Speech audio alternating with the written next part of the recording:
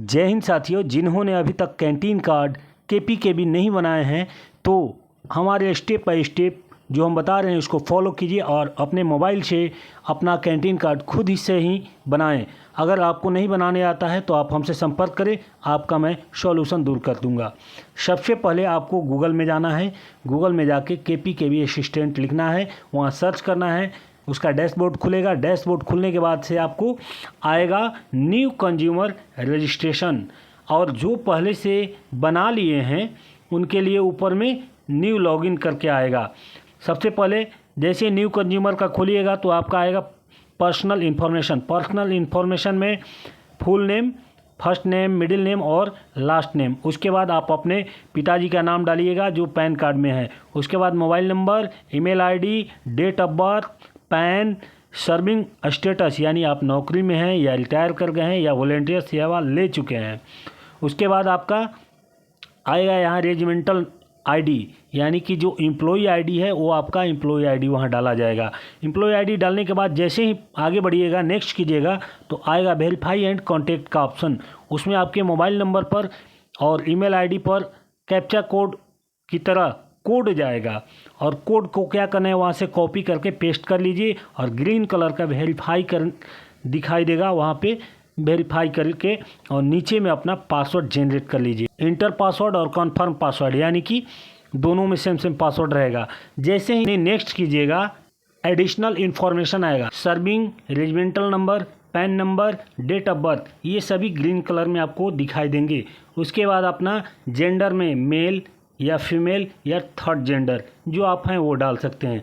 उसके बाद आप जो आपका रैंक है यानी कि सब ऑर्डिनेट ऑफिसर, ऑफिसर रैंक या अदर रैंक्स, अदर रैंक्स यानी कांस्टेबल में आ जाएगा और ऑफिसर रैंक ऑफिसर में आ जाएगा।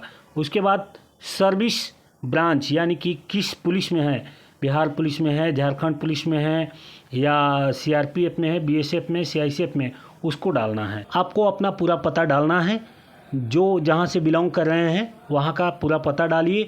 उसके ठीक नीचे प्रोफाइल फ़ोटो यानी एक आपका वर्दी वाला फ़ोटो रहेगा 50 KB के अंदर का।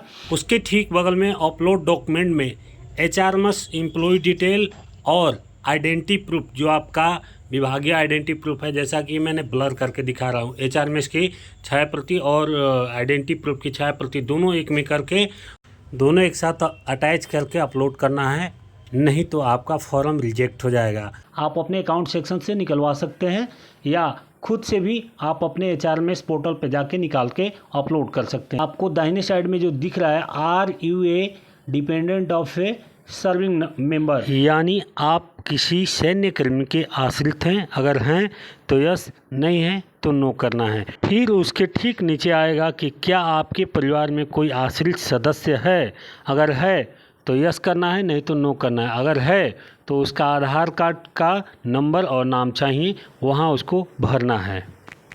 अब उसके बाद आप अपने आश्रितों का नाम यहाँ डालिएगा। जैसे में आप अपने माँ, पिता, पत्नी, बच्चे, बच्चियाँ, इन सभी का यानी 4 लोगों का ऑप्शन आया हुआ है और चारों का आप अपना नाम और आधार नंबर उसमें सबमिट करना है। जैसे ही सबमिट कीजिएगा तो तुरंत बाद आपको एक सक्सेसफुली का मैसेज आएगा। उस सक्सेसफुली में आपका एप्लीकेशन नंबर मिलेगा। उस एप्लीकेशन नंबर को ले जाके आप अपने कैंटीन में वेरीफाई करवा सकते हैं पूरे डॉक्यूमेंट के साथ। जो डॉक्यूमेंट आप यहाँ दे रहे हैं वही डॉक्यूमेंट उस कैंटीन में जाके वेरीफाई कराइए, और वेरीफाई कराने के बाद आपके ईमेल आईडी पर आपको बना हुआ कार्ड की तरह PDF फाइल में आ जाएगा। उसको डाउनलोड करके आप अपना कहीं भी सामान ले सकते हैं, ऑल इंडिया में कहीं भी। तो आई होप कि आप सबों को यह वीडियो अच्छा लगे, तो हमारी इस वीडियो में कमेंट करना ना भूलें, और किसी को भी परेशानी लग रही है तो मुझे कमेंट बॉक्स में मैसेज करें, आपकी परेशानियों को दूर करेंगे। तब तक के लिए विदा लेना चाहते हैं आपके होस्ट और दोस्त कृष्णा बक्सरी। जय हिंद, जय भारत।